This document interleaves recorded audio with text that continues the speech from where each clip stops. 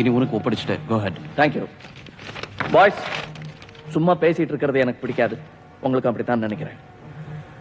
பத்ரி குரூப்பை இன்ஃபில்ட்ரேட் பண்றது அவ்வளவு ஈஸி இல்லை. முதல்ல உங்களை சேர்த்துக்கிறதுக்கு முன்னாடி எத்தனையோ விதமா டெஸ்ட் பண்ணுவாங்க.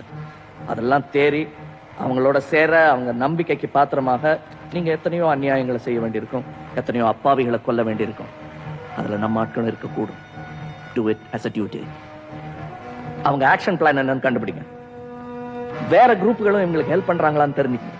பாகிஸ்தான் மாதிரி நாடுகளுக்கும் அவங்களுக்கும் உள்ள கனெக்ஷன்ஸ் தெரிஞ்சுக்கங்க. இப்ப நீங்க போறது பயங்கரவாதிகளை கொலை பண்றதுக்கு இல்ல, அது அவ்வளவு பிராக்டிக்கலும் இல்ல. The strategy is to delay, disable and disintegrate. மாட்டிக்கிட்டீங்கன்னா ரொம்ப கஷ்டமாயிடும்.